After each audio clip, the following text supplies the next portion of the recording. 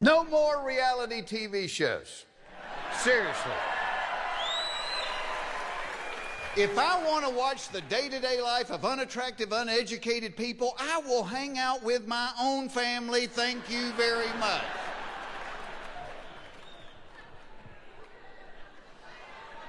No more breast reduction surgeries. I mean, why should I be penalized just because your back hurts? Come on.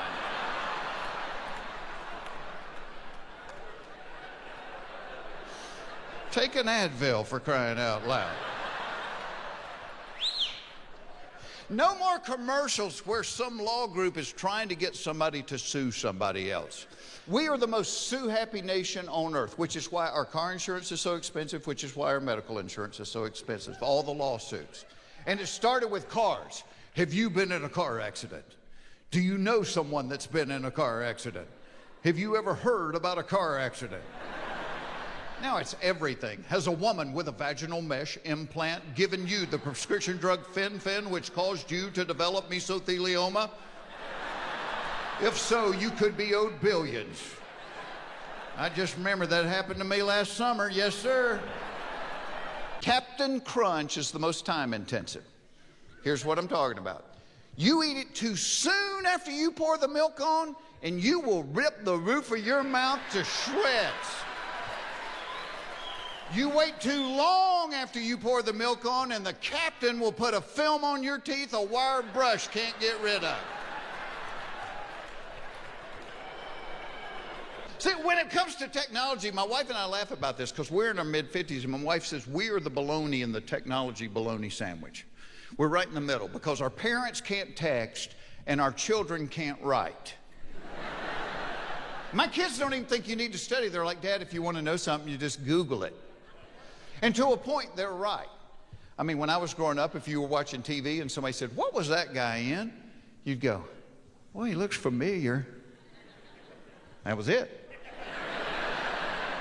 Now you're watching TV, somebody goes, what was that guy in? Somebody goes, he was the janitor on Joey. Of course he was. But I try to tell my kids, I said, yeah, there's a lot of stuff you can learn from Google. I said, but there's just as much stuff you can't learn from Google. You only learn it from life experience. You'll usually learn most of it the hard way. It's stuff that's not Googleable. So, I mean, it's like going to the drive-in movie by yourself. You can do it, but it ain't ending in a smile. You're an adult. If you want a cookie, eat a cookie. If you want sugar-free, eat celery. Quit wasting valuable cookie dough on sugar-free cookies. Nobody likes them. Now, you hear this a lot in an election year. Like, if you were trying to get to the bathroom in an emergency situation, it is not a wise idea to unbutton your pants in transit trying to save a couple of seconds. Because the muscles that guard the floodgates will interpret the unbuttoning as the signal to abandon their post, and the 2 seconds you saved on the button are nullified by the hour and a half you spend mopping and doing laundry. You only learn that the hard way. Fact of life, if you're driving down the interstate and you come up behind that old pickup truck that has like 13 wooden pallets stacked in the back and they're held together by like 2 ratty bungee cords, we all say the same prayer. Dear God, do not let those bungee cords break. Fact of life, when your kids go off to college, you need to be concerned about the excessive drinking, the wild sex, the sleeping till noon. And you need to worry your kids might be doing the same thing.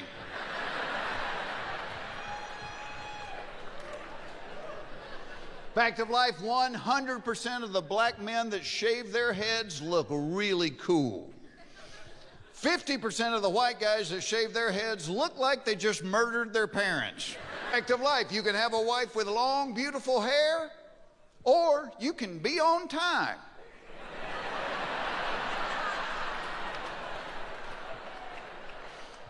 Fact of life, if a cable or satellite company promises you something for free, in 6 months you are going to get a bill that looks like Ron White's bar tab.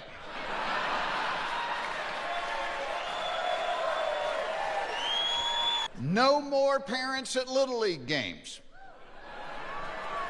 We tried it, it doesn't work. Children's recreational sports were started for kids to have fun. It is the grown-ups that took the fun out of it. Seriously, parents, no more serious.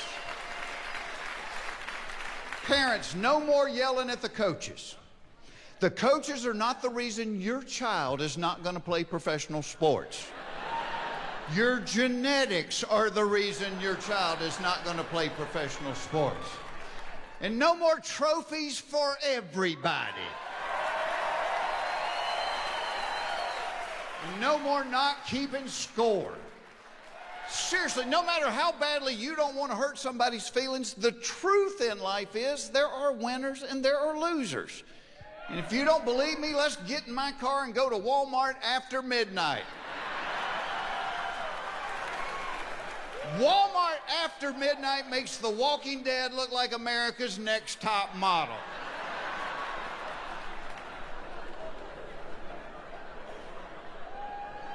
Fact of life, if you wake yourself up with a snore, the first thing you do is look around to see who's laughing at you.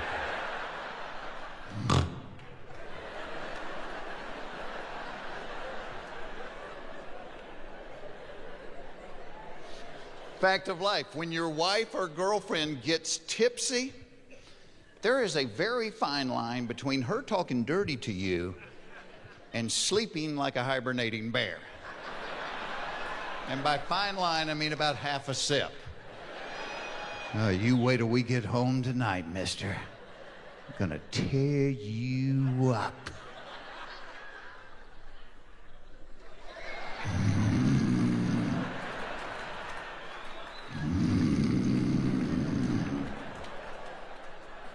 And once she crosses the line, you ain't getting her back. It's like the paramedics putting the paddle on a body with no head. You're wasting your time. Baby, wake up for like 1 minute. 1 minute, please.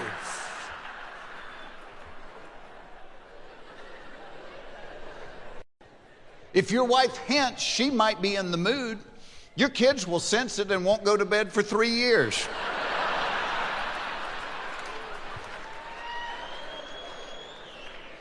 Talking about kids, fact of life, the more kids you have, the worse your parenting becomes. People that only have one child are making homemade baby food out of organic vegetables they're growing in their own backyard. Yeah, by the time that 4th child rolls around, you're smoking a cigarette while you watch your toddler pull a year-old milk dud out from under the stove and eat it. Pick the cat hair off of it before you put it in your mouth. Come on.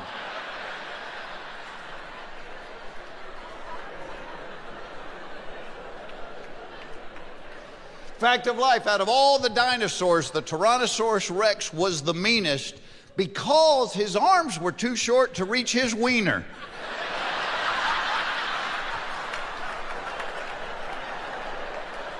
That is a medically proven fact. That will make you angry. And you'll never watch Jurassic Park the same way again. Fact of life, if you're driving down the interstate and you come up behind that old pickup truck that has like 13 wooden pallets stacked in the back and they're held together by like 2 ratty bungee cords, we all say the same prayer. Dear God, do not let those bungee cords break until I get around this guy. What happens to them, we don't really worry about, but I need to get around him.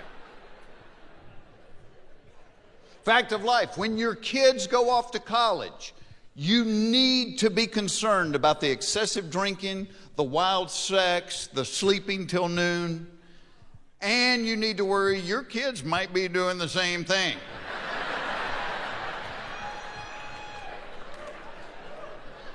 Fact of life, 100% of the black men that shave their heads look really cool. 50% of the white guys that shave their heads look like they just murdered their parents. And you're thinking of somebody right now, aren't you? Fact of life, flying on an airplane makes you gassy. Nobody ever talks about this. Nobody ever acknowledges this. We just take our little roll-around suitcase and walk to baggage claim, popping them off like a trail horse.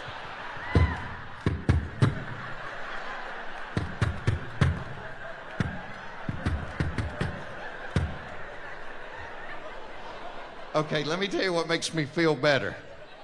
When I write this stuff, I don't know if it's just me or not. But when you laugh like that and start punching each other,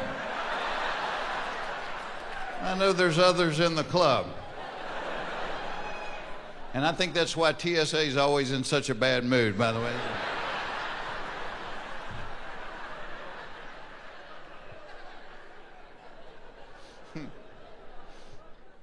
Fact of life, if you wake yourself up with a snore, the first thing you do is look around to see who's laughing at you.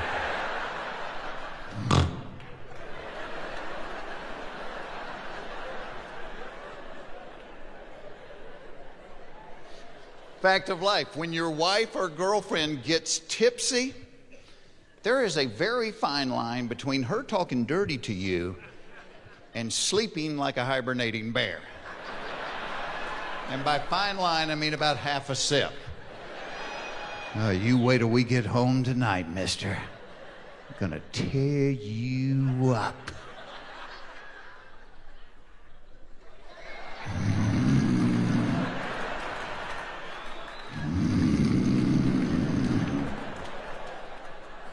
And once she crosses the line, you ain't getting her back. It's like the paramedics putting the paddle on a body with no head. You're wasting your time. Baby, wake up for like 1 minute. 1 minute, please.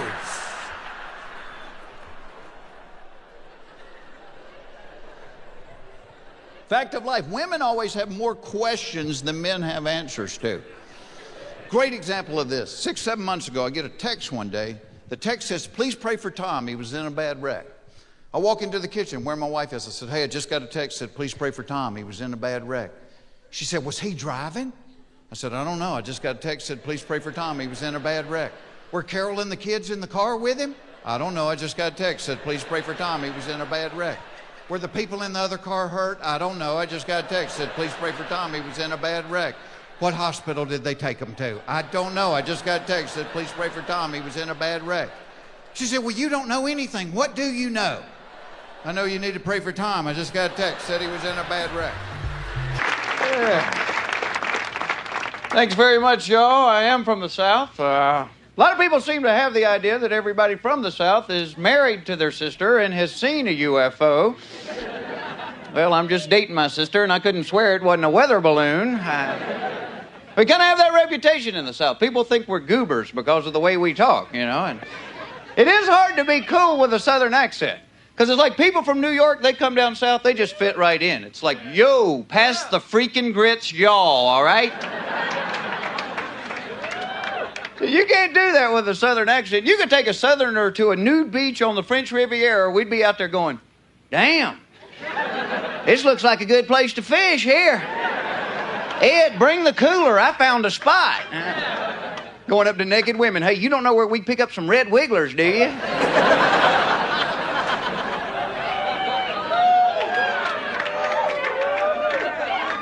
A lot of people have the idea everybody from the South is a redneck. Now, that's not necessarily true. I've been all over the country. There's rednecks everywhere.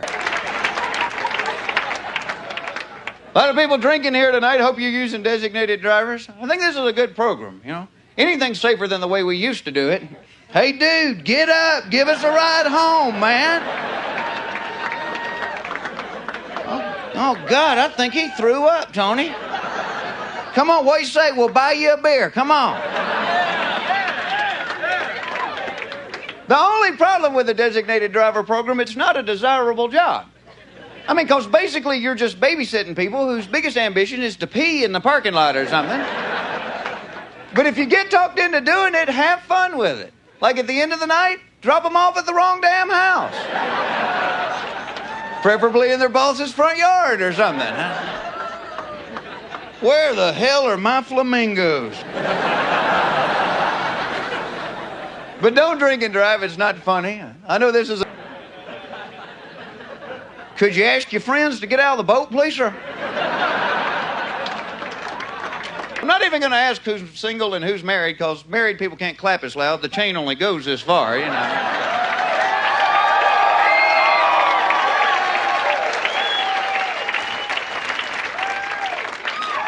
I think out of the two groups, I think single people probably have the toughest life. Just the word single itself, you know, S-I-N-G-L-E. Stay intoxicated nightly, get laid every day.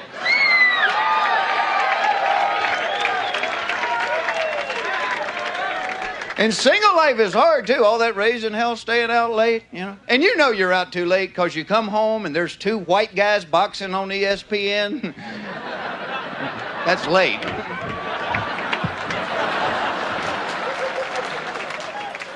Dating's the hard part of being single, especially if you go out with a girl that forgot to tell you she had a boyfriend.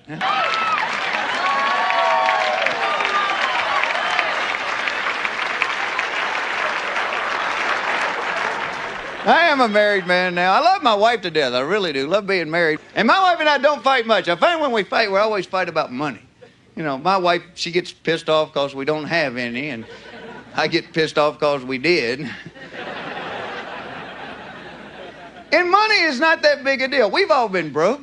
I was so broke when I was in college, they sent a guy to repossess my car because I didn't make a payment for a couple of years. The guy came to my house, big guy, showed up at the door. He said, Mr. Foxworthy, he said, I'm from the bank, and unless you have $300, I'm taking that Camaro with me.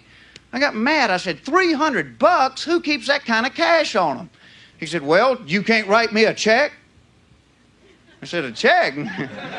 Shit, yeah, I can write you a check. I thought you needed money. Tell you what, I'm going to go ahead and pay that whole thing off right now.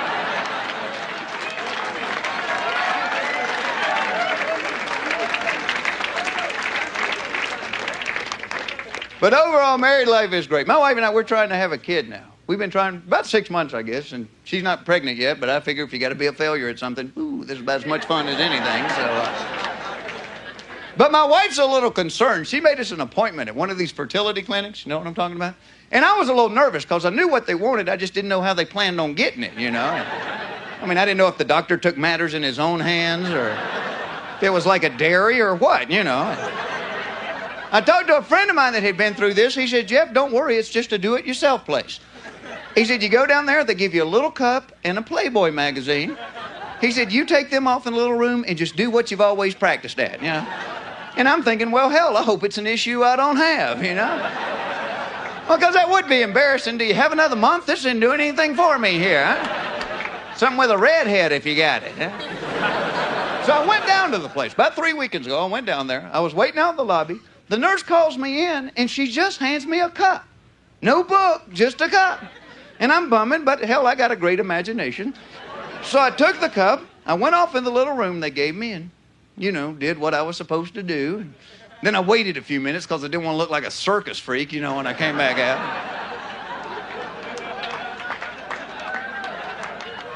So I got my cup. I'm walking back down the hall. I found the nurse. I handed her the thing, and she said, we don't do that here. We just need a urine sample. I have never been that embarrassed in my entire life. And my wife told everybody, too. My own mother's going, heard what you did in the cup. Thank you very much, Joe. You guys are a hell of a nice crowd.